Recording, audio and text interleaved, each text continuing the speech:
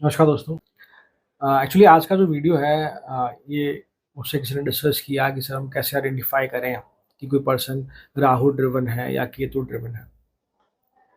तो उस पे मैं एक सीरीज स्टार्ट कर रहा हूँ जिसमें आज हम लोग बात करेंगे कि यदि किसी पर्सन के चार्ट में राहु और मून साथ में कंजंक्ट है, युति बना रहे हैं, और किसी दूसरे के चार्ट में यदि केतु और मून कंजंक्ट है, युति बना रहे हैं, तो उन दोनों पर्सन में क्या क्या जनरलाइज ट्रेट या बिहेवियरल डिफरेंस हो सकता है, उसकी बात करेंगे। तो पहले हम समझें कि कंजंक्शन से मतलब क्या है मेरा। लग्न चार्ट में यदि राहु और केतु डिग्री वाइज बहुत क्लोज है तो हम लोग उसे एक अच्छा कंजंक्शन मानेंगे, युति मानेंगे।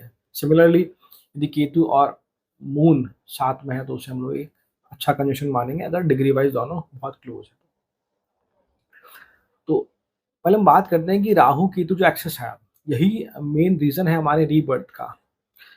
हमारे जो इस लाइफ में कुछ इच्छाएं और कुछ कर्म जो पेंडिंग है, अगर ऐसा होता है तो हमारा रीबर्थ होता है, या हमारा जो बर्थ हुआ है उसका कारण राहु केतु एक्सेस ही है, जो ये डिनोट करता है कि आपके पिछले जीवन में आपने किस डायरेक्शन पे काम किया, किस हाउस पे काम किया, और किस हाउस पे आप काम नहीं कर पाए, उसकी वजह से हमारा रीबर्थ होता है। एक मैंने जनरलाइज शॉर्ट वे में समझाने की कोशिश की है, बाकी एक बड़ा डिबेटेबल टॉपिक हो सकता है। तो हम बात करें राहु से, हम लोग बात करते हैं कि हमारी ऑब्सेशन, हमारी डिज़ायर, हमारी मटेरियलिस्टिक अचीवमेंट की जो इच्छा है उसे हम लोग राहु से देखते हैं। ऐसा कुछ भी हमारे अराउंड जो टेक्नोलॉजी से रिलेटेड है, पॉलिटिक्स से रिलेटेड है, वो सब कुछ राहु के डोमेन में आता है।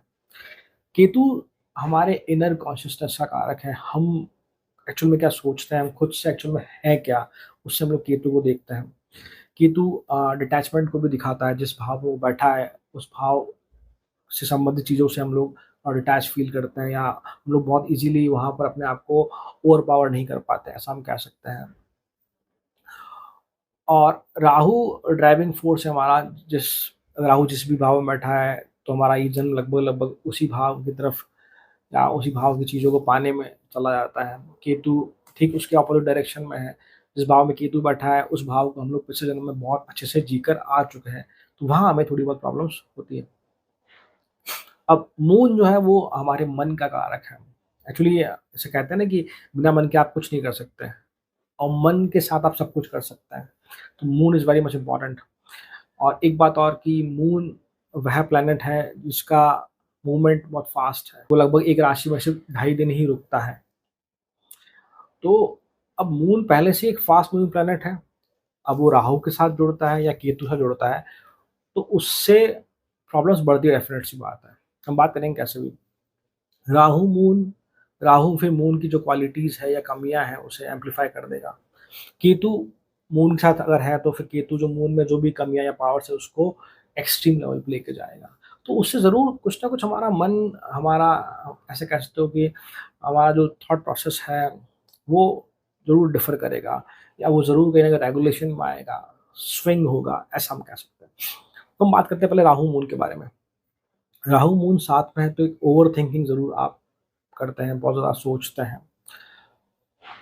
सिमिलरली राहु सॉरी केतु और मून साथ में तब भी हम ओवरथिंकिंग करते हैं, दोनों में फ़र्क है। राहु मून में ऐसा है कि मुझे ये क्यों नहीं मिल रहा, मैं ये सोच के परेशान होता हूँ।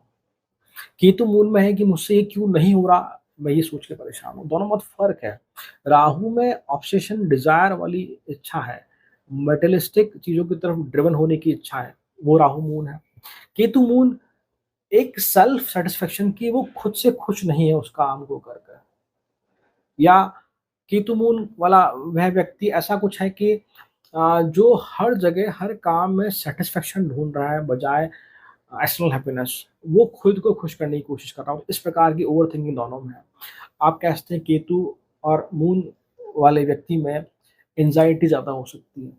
राहु मून में आप राहु मून वाले व्यक्ति में आपको वो चीज़ बाहर से दिखेगी नहीं।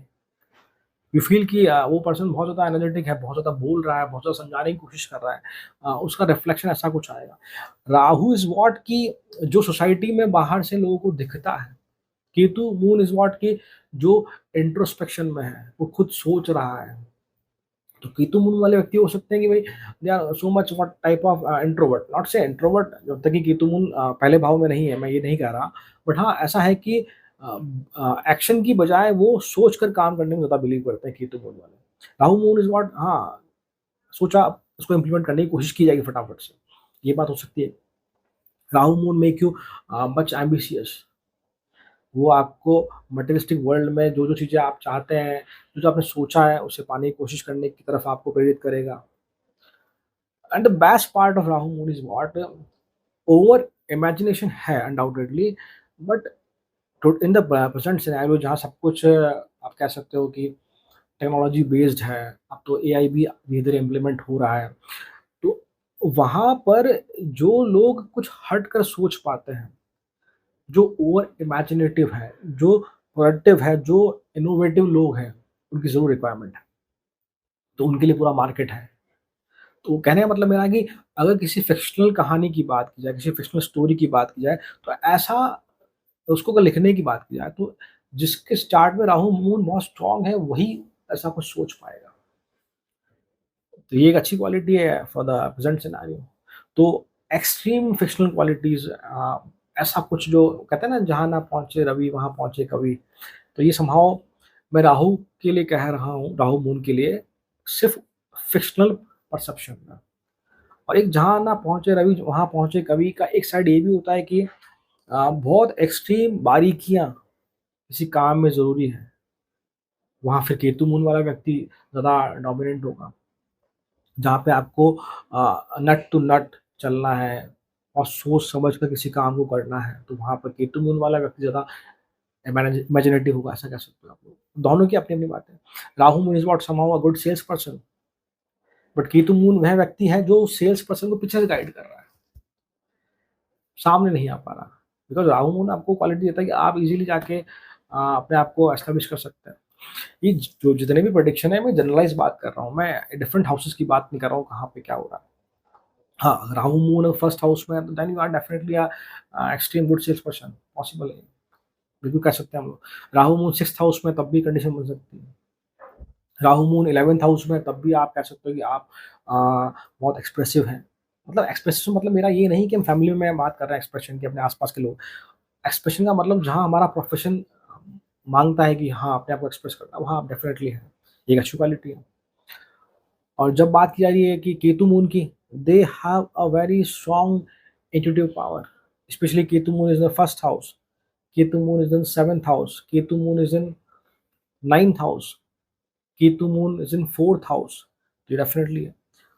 एक और बात, दोनों के ही केस में राहु मून हो चाहे केतु मून हो, मून की महादशा डेफिनिटली प्रॉब्लमैटिक होती है। प्रॉब्लमैटिक से मतलब मेरा है कि आपका जो मन है वो अशांत सा रहता है बहुत ज़्यादा, खासकर दशा अंतर्दशा में। आप फटाफट सोचते हैं कि ये क्यों नहीं हो रहा, ये कब होगा, ये कैसे होगा? ये दोनों के साथ है। एंग्ज़ायटी फिर डोमिनेंट हो जाती है दोनों केसेज़ में।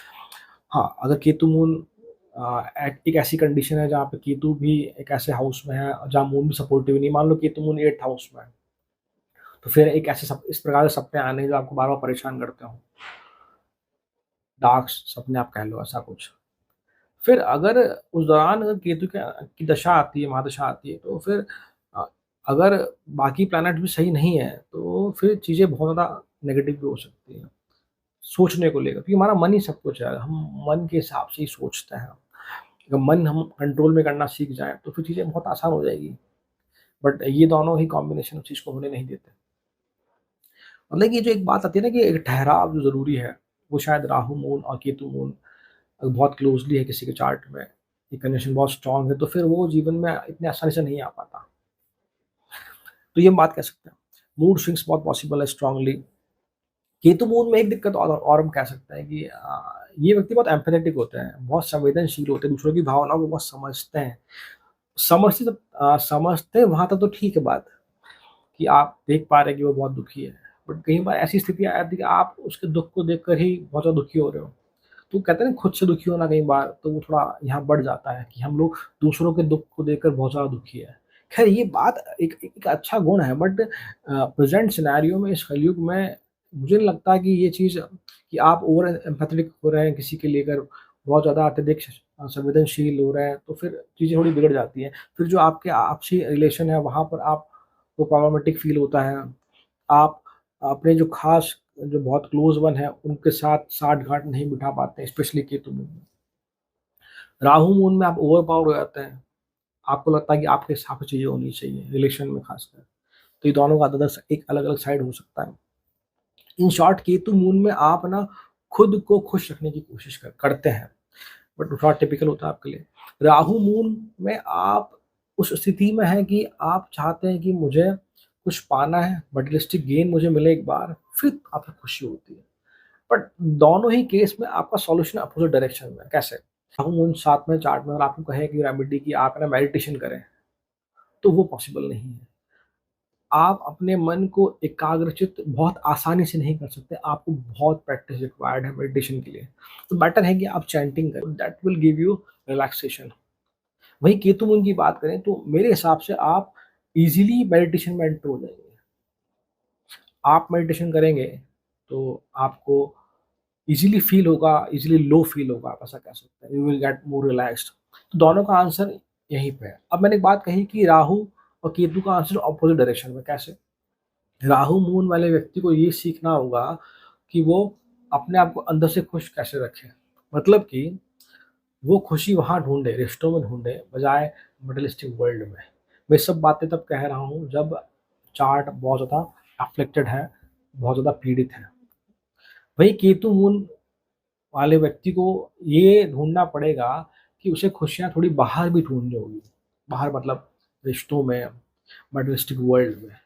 खैर ये कहना कहना मेरा गलत है, बिकॉज़ कि हम लोग सभी कहते हैं कि खुशियाँ हम खुद से ढूँढें, स्वयं में ढूँढें, बट मैं ये बात उस बिहाफ़ पे कह रहा हूँ कि कलयुग में आप सब कुछ अपने अंदर नहीं ढूँढ सकते जब तक कि आप पूर्ण रूप से अध्यात्म की तरफ ना चले जाएँ। अगर आप एक फैमिली ह्यूमन हैं, अभी परिवार में रहते हैं, सोसाइटी में रहते हैं, तो आपको कहीं न कहीं खुशियाँ अपने आस-पास ही ढूँढनी होगी। तो उस हिसाब से मैं ये बात कह रहा हूँ।